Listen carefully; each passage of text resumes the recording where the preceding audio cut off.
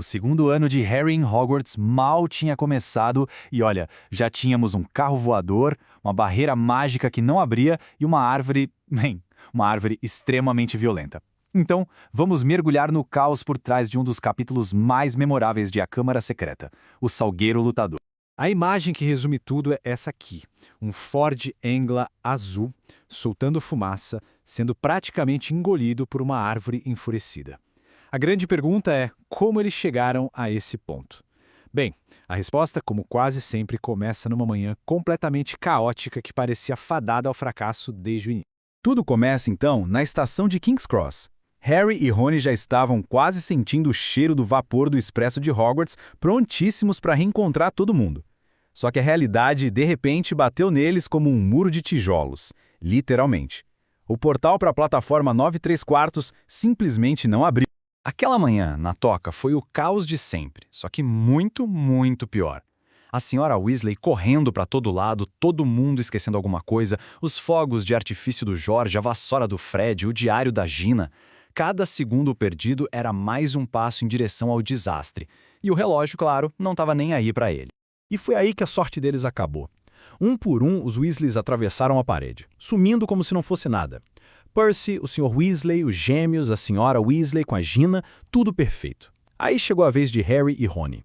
Eles correram com tudo, esperando aquela passagem mágica. Mas o que eles encontraram foi um impacto brutal. Metal e ossos contra tijolos maciços. Tudo isso na frente de um monte de trouxas chocados.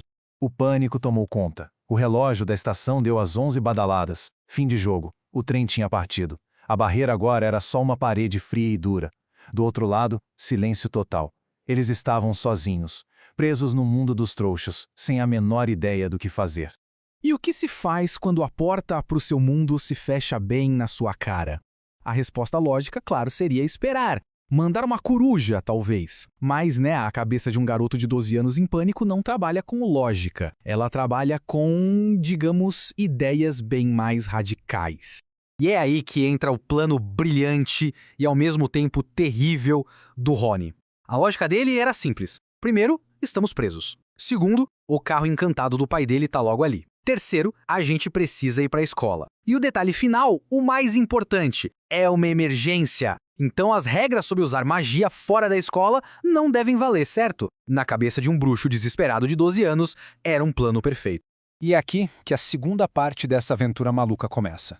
O pânico dá lugar a uma empolgação perigosa enquanto eles decolam, iniciando uma das viagens mais ilegais e, com certeza, mais espetaculares da história de Hogwarts. O Rony aperta um botãozinho prateado no painel e o carro, pum, simplesmente desaparece. Pro Harry a sensação era de ser só um par de olhos flutuando no ar. E então, o chão, os prédios de Londres, tudo foi ficando para trás, revelando a cidade inteira brilhando lá embaixo. O começo da viagem foi pura magia. Só que o que começa como um sonho logo vira outra coisa. A primeira hora foi incrível, voando acima das nuvens com um pacote de caramelos e a ideia de uma chegada triunfal. Mas a realidade da viagem começou a pesar. Horas depois, o sol forte, a sede por causa dos doces e o suor transformaram a aventura num teste de paciência. A saudade do vagão confortável do trem, com aquele carrinho de suco de abóbora gelado, se tornou quase insuportável. A viagem foi se arrastando. De vez em quando, eles mergulhavam por baixo das nuvens para seguir os trilhos do trem. Mas, vamos ser sinceros, o carro não foi feito para isso. O motor começou a gemer, a reclamar.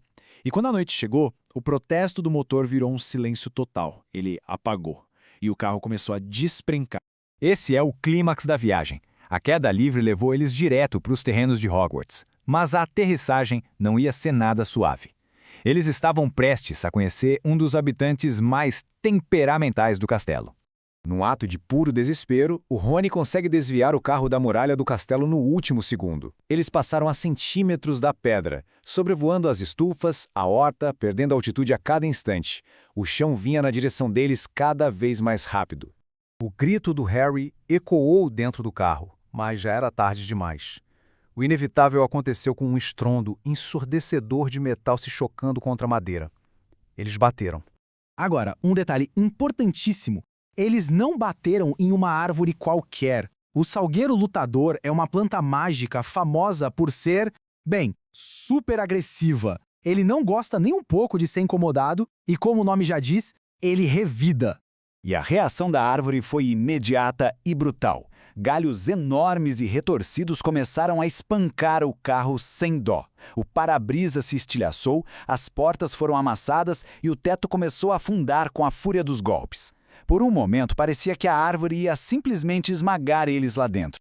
E quando tudo parecia perdido, o carro, de repente, ganhou vida própria. O motor roncou, ele deu ré para escapar dos galhos e, no momento mais bizarro da noite, ele simplesmente jogou Harry, Rony e toda a bagagem para fora. Com um último suspiro de fumaça, o Ford Angela, agora livre, acelerou e sumiu na escuridão da Floresta Proibida. A salvo da árvore. Mas, assim, muito longe de estarem seguros. A chegada deles, claro, não passou despercebida. Agora, eles tinham que encarar as autoridades da escola. Enquanto eles estavam lá, espiando o salão principal onde a cerimônia de seleção estava acontecendo, uma voz fria e cortante veio de trás deles. Era o professor Snape. E pelo sorrisinho no rosto dele, ficou bem claro que eles estavam numa enrascada gigantesca. Na sala do Snape, o julgamento começou. E ele tinha as provas. Um jornal trouxa com a manchete do carro voador. Tinha acusação, dano a uma árvore valiosíssima. E ele já tinha o veredito que tanto queria. Expulsão. Para o Snape, o caso estava encerrado. Aí a situação ficou ainda pior, porque a professora McGonagall e logo depois o próprio Dumbledore apareceram. E o que era mais assustador não era a raiva, mas a profunda decepção na voz do diretor. O Harry sentiu que preferia 1000 vezes estar sendo espancado pelo Salgueiro Lutador de novo do que encarar aquele olhar. E então, para o choque completo do Snape, Dumbledore interveio. Ele não os expulsou. O aviso foi sério, mas a punição final ficou com a professora McGonagall, detenção, e sem perda de pontos para a Grifinória. Por um verdadeiro milagre, eles escaparam. Mas a noite ainda tinha uma última surpresa. Se arrastando para a sala comunal da Grifinória, esperando a maior bronca, eles foram recebidos não com desprezo, mas com uma ovação. A casa inteira aplaudiu. Para eles, a chegada caótica não foi um erro, mas sim a entrada mais espetacular da história de Hogwarts.